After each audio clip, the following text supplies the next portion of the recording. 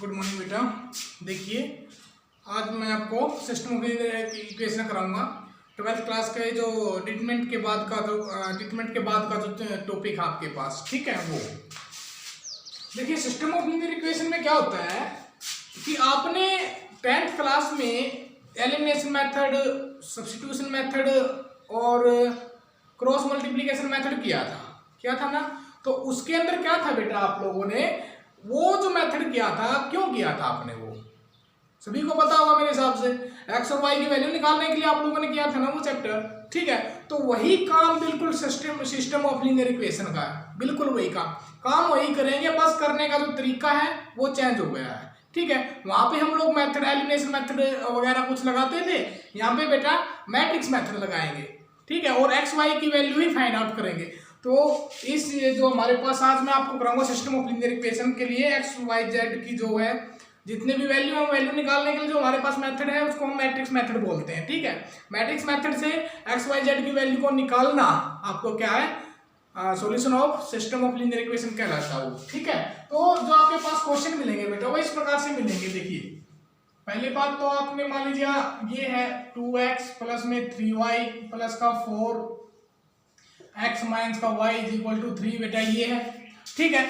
आप यहाँ इसको एलिमिनेशन मेथड से भी कर सकते हैं, बट आप अभी 12th क्लास में हो गए हैं तो इसको करने के लिए एक मेथड और डेवलप किया गया है, ठीक है, जिसको बोलेंगे सिस्टम ऑफ लीनियर इक्वेशन। तो उसके लिए क्या करना आपको कि इस इक्वेशन में आपको क्या निकालना है, ए निकालना है। ए को बोलेंगे मैट्रिक्स, फिर बोलेंगे कैपिटल एक्स, इसको बोलते हैं जो वेरिएबल है, वेरिएबल कौन कौन से यहाँ पे एक्स और वाई, तो ये हो जाएगा एक्स वाई एक इधर, ठीक है। और फिर उसको बोलते हैं ये जो इधर बड़ा है इसको बोलते हैं बी, 4 और 3, ठीक है। अब ए क्या रह गया, ए के कोएफिशिएंट से जो मैट्रिक्स बनेगी एक्स की 2 3 इधर 1 इधर माइनस का 1 एक्स हो गया, सॉरी ए, ये एक्स ये बी, ठीक है। अभी इसको कैसे लिखा आप लोगों ने, अब अगर आप लोग इसको देखिए दोनों को प्रोडक्ट करोगे, ये एक्स मैट्रिक्स ए मैट्रिक्स है, ये एक्स मैट्रिक्स है, ये बी है, ठीक है। इसकी प्रोडक्ट करके देखिए बेटा 2x प्लस का 3y, 2x प्लस का 3y, x माइनस का y, x माइनस का y, डन। इसका मतलब ये जो है आपके पास क्या हुआ, ax is equal to b form हुई। हमने ये मैट्रिक्स ये दे रखा था, ठीक है। इससे हमने इसको अलग अलग किया, इसको अलग अलग करने के बाद हमने इसको ऐसे लिखा, क्योंकि हम हर एक जो भी कोई भी सिस्टम है ना लीनियर इक्वेशन का उसको ऐसे लिख सकते हैं, तो हमने लिख दिया x is equal to b। अब देखिए ये x है, मैंने x की वैल्यू निकालनी है। अगर आपके पास x की value sorry a inverse exist हो रहा है, मैट्रिक्स मेथड से कर रहे हैं ना आपके पास बेटा a इनवर्स एग्जिस्ट हो रहा है, ये एग्जिस्ट हो रहा है, मतलब कि आप ये जो मैट्रिक्स बनी है इस मैट्रिक्स का अगर आपके पास इनवर्स एग्जिस्ट हो रहा है, अगर आप इससे इनवर्स निकाल रहे हो तो जो एक x की वैल्यू क्या होगी, आप इसको बोथ साइड a इनवर्स से मल्टीप्लाई कर दो a inverse ax is equal to a inverse into b। मैंने आपको बताया है a इनवर्स इंटू a क्या होता है, identity into x is equal to a inverse b, और आइडेंटिटी को किसी मैट्रिक्स के साथ मल्टीप्लाई करोगे तो वही मैट्रिक्स रहेगी। तो x की वैल्यू क्या आ गई है आपके पास, a इनवर्स b, ठीक है। तो जब भी कभी आपके पास सिस्टम ऑफ लीनियर इक्वेशन का क्वेश्चन हो और वहां से आपके पास ये अलग अलग बनाने के बाद जो a मैट्रिक्स बनता है, अगर उसका इनवर्स एग्जिस्ट हो रहा है तो एक्स वाई जेड की वैल्यू क्या होगी बेटा, a इनवर्स निकाल के उसके साथ b से मल्टीप्लाई कर दो, ये आपका एक्स वाई जेड जो भी वेरिएबल उसकी वैल्यू निकल जाएगी, डन। अभी मैं इस क्वेश्चन को करके दिखाता हूँ बेटा, देखिए, लेकिन ये याद रखना पड़ेगा बेटा x is equal to A inverse b, ठीक है। अब हम इसका इनवर्स निकालते हैं, इनवर्स निकालने के लिए क्या मेथड करते हैं हम लोग, हमें पता है इनवर्स का क्या फॉर्मूला होता है, 1/a का determinant into adjoint of a, ये होता है बेटा। एडजॉइंट ऑफ a के लिए सबसे पहले हमें क्या करना होता है, कोफैक्टर का, एडजॉइंट ऑफ a क्या होता है, कोफैक्टर का transpose, then first we have to find the cofactor. तो बेटा क्या होगा, देखिए एडजॉइंट ऑफ a क्या होगा, कोफैक्टर में कि C11 C12 इधर आएंगे, C11 मतलब एडजॉइंट ऑफ a नहीं, कोफैक्टर ऑफ a में, कोफैक्टर ऑफ a में C11 C12 C21 C22 ऐसे आएंगे। जब इसका कोफैक्टर निकालोगे तो बेटा इसका ट्रांसपोज हो जाएगा, तो इसका मतलब इधर कितना आएगा, C21 आएगा, इधर कितना आएगा, C12 आएगा। तो इसका मतलब जो एडजॉइंट ऑफ a बना क्या बना, C11 C12 C21 C22, मैं डाल के इधर पुट कर दूंगा, ठीक है। तो वही, और ए का डिटरमिनेंट कितना आया, -2 -3 -5 आ गया, ठीक है। तो ए इनवर्स कितना आएगा बेटा, 1/-5 इंटू में एडजॉइंट ऑफ ए कर दो भाई प्रोडक्ट, C11 सी फर्स्ट रो छोड़ी फर्स्ट कॉलम छोड़ा -1, C12 फर्स्ट रो छोड़ी सेकंड कॉलम छोड़ा 1, तो इधर -1, क्योंकि माइनर का जब माइनर निकालते हैं उसके सामने माइनस लगाते हैं, कब लगाते हैं, जब सम क्या हो, ओड हो। तो C12 फर्स्ट रो छोटी सेकंड कॉलम छोटा, तो हमारे पास क्या आ गया, -1, ठीक है। C21 सेकंड रो छोटी फर्स्ट कॉलम छोटा 3 -3 लिखेंगे, C22 second row second column 2 लिख दिया, ये आपके पास आ गया ए इनवर्स। देन x की वैल्यू निकालनी है आप लोगों को, इसको अंदर मल्टीप्लाई कर दो बेटा, या मत करो, पढ़ा रहने दो, ठीक है, बाद में कर देना। तो ये होगा आपके पास, जो x की वैल्यू क्या आती है, x की वैल्यू आती है आपके पास a इनवर्स इंटू b, तो बेटा x होता है आपके पास xy, इसकी वैल्यू आ गई आपके पास a इनवर्स भी अंदर मल्टीप्लाई कर दो, तो कितना हो जाएगा, ये 1/5 3/5 1/5 और माइनस का 2/5 इंटू में b की वैल्यू ये रही, कर दो भाई प्रोडक्ट, आ जाएगी आपके पास। देखिए इसकी प्रोडक्ट प्लस इसकी प्रोडक्ट, इसकी 4/5 प्लस 9/5, 4/5 प्लस 9/5, तो कितना हो गया, 4/5 प्लस 9/5, ये हो गया बेटा, ठीक है। इधर कितना होगा, 4/5 माइनस का 6/5, तो ये होगा आपके पास 13/5, और ये होगा माइनस का 2/5, आपके पास x और y की वैल्यू निकलाई, ठीक है। x की वैल्यू ये हो गई, y की वैल्यू ये हो गई, डन, ओके। तो ये था आपके पास क्वेश्चन जो हो गया है, ठीक है। अगर फिर भी एक बार फिर रिवाइज करवा देता हूँ मैं इस क्वेश्चन को।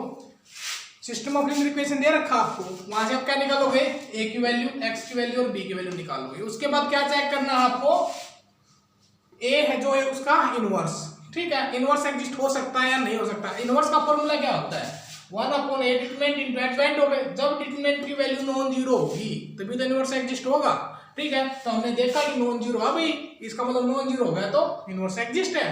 डिटरमिनेंट की वैल्यू नॉन जीरो है ना, 2 - 5 2 - 3 - 5, तो नॉन जीरो आ गई, तो हमने इनवर्स एग्जिस्ट हो गया। इनवर्स एग्जिस्ट हो गया तो इनवर्स एग्जिस्ट होते ही x की वैल्यू क्या आ जाएगी, ये इनवर्स b, ये हमारे पास क्वेश्चन हो जाएगा, डन। तो एक 3x3 का, सॉरी हाँ 3 वेरिएबल लेकर कर लेते हैं क्वेश्चन।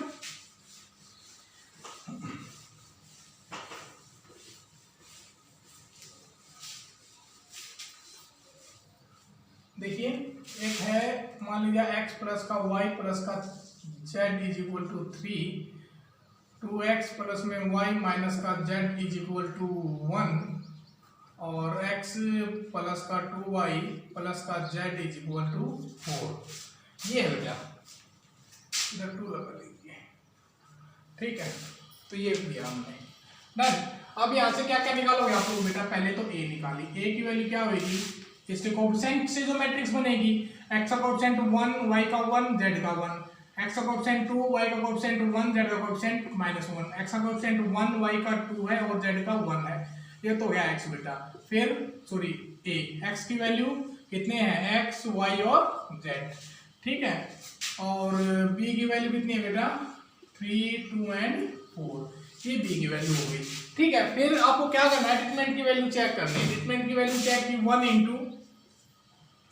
इंटू ये छोड़ दिया, ये छोड़ दिया, तो 1 माइनस प्लस का 2, -1 इंटू में ये छोड़ दी, इसकी प्रोडक्ट 2 माइनस इसकी, तो माइनस प्लस का 1 प्लस में 1 इंटू ये छोड़ दिया, ये छोड़ दी, 4 माइनस का 1, तो ये हो गया बेटा 3 माइनस का 3 प्लस का 3, इट मीन्स इससे कैंसिल आउट, आंसर आ गया 3, डन भाई, कितना आ गया 3। तो डिटरमिनेंट की वैल्यू तो आ गई नॉन जीरो आ गई, इसका मतलब इनवर्स एग्जिस्ट हो रहा है, इनवर्स एग्जिस्ट हो रहा है, तो इसका मतलब x की वैल्यू कितनी होएगी, a इनवर्स b, क्योंकि इनवर्स किसी भी मैट्रिक्स का एग्जिस्ट हो सकता है जब उसका डिटरमिनेंट नॉन जीरो हो। तो यहाँ पे हमने डिटरमिनेंट चेक किया, डिटरमिनेंट की वैल्यू आई बेटा 3, तो इट मींस इनवर्स एग्जिस्ट है। अब इसका एडजॉइंट ऑफ ए निकाल के हम लोग इधर डाल देंगे। मान लीजिए, देखिए सोल्व तो आप लोगों को करना, मैं तो वैसे करा रहा हूँ। मान लीजिए इसका जो इनवर्स आया क्या होता है, 1 अपॉन में का डिटरमिनेंट इनटू एडजॉइंट ऑफ ये होता है ना, तो इसका इनवर्स कितना आएगा 1 अपॉन में 3 इंटू में एडजॉइंट ऑफ ए। चलो मैं निकाल ही देता हूँ एडजॉइंट ऑफ ए मतलब इधर C11 C12 C13 ऐसे पर करेंगे ना। C11 फर्स्ट रो छोड़ो, फर्स्ट कॉलम 1 माइनस का 2 माइनस प्लस का 2 तो ये होगा 1 प्लस का 2 3। C12 फर्स्ट रो छोड़ दी, सेकंड कॉलम छोड़ दिया, 2 प्लस का 1 3 तो ये होगा बेटा माइनस का 3। डन, क्योंकि 2 प्लस का 1 3 हो गया और 3 एक माइनस का अपने पास से लगाते हैं, तो इधर C फर्स्ट रो छोड़ो, थर्ड कॉलम 4 माइनस का 1 3। ठीक है, इधर बेटा C21 सेकंड रो छोड़ी, फर्स्ट कॉलम छोड़ा, 1 माइनस का 2 माइनस का 1। C22 1 माइनस का 1 0। C23 2 माइनस का 1 2 माइनस का 1 माइनस का 1। ठीक है, C31 भाई अच्छा नेगेटिव वाला लगेगा C11 C12 C13 C21 इधर नेगेटिव लगेगा ना। कितना था, फर्स्ट रो छोड़ सेकंड रो छोड़ी, फर्स्ट कॉलम तो 1 माइनस का 2 माइनस का 1 तो माइनस माइनस प्लस का 1 आएगा, क्योंकि ये फिर C21 आएगा। C21 मतलब ये 3 नेगेटिव आया, सॉरी 3 ओड नंबर आया, ओड नंबर के नाम का नेगेटिव। -1 तो आया था और माइनस हमने इसलिए लगा दिया क्योंकि ओड नंबर था, C21 था। ठीक है, C21 C22 C23 में 5 है तो इसका मतलब इसका साइन चेंज हो बार चेक करते हैं। C23 सेकंड रो छोड़ी, C23 ये छोटा 1 माइनस 2 माइनस का 1 माइनस का 1 तो माइनस का 1 तो आया हुआ है, एक माइनस अपने पास से लगा देंगे। इधर आया 31 मतलब 4 तो एज इट इज रहेगा, ये रो ये कॉलम -1 माइनस का 2 इधर साइन चेंज होएगा। ठीक है, इधर मैंने पहले से माइनस लगा दिया। C32 माइनस का 2 माइनस का सॉरी माइनस का 1 माइनस का 2 माइनस का 3 तो माइनस का 3 ये होगा, माइनस का ये तो प्लस का 3। C33 1 माइनस का 2 माइनस का 1 ये आ गया आपके पास एडजॉइंट ऑफ ए। अब इसकी प्रोडक्ट किसके साथ करनी है बेटा, बी के साथ कर दो इसकी प्रोडक्ट 3 2 4। ठीक है, ये 1/3 बार है, इसको एज इट इज बार लिख दो और इनकी प्रोडक्ट इधर कर दो। 9 प्लस का 2 9 और 2 11 माइनस का 8 तो 9 to 11 में से 8 गया 3 तो इधर बचा 3। माइनस का 9 प्लस का 0 और प्लस का 12 माइनस का 9 प्लस का 12 प्लस का 3 इधर 9 प्लस का 2 11 माइनस का 4 11 9 प्लस का 2 9 और 2 11 माइनस का 4 11 माइनस का 4 7 इधर आया 7। ये मेरे को कुछ लग रहा है, इधर 2 आना चाहिए, इधर 1 माइनस का 2 माइनस का 1। ठीक है, C इधर कितना आएगा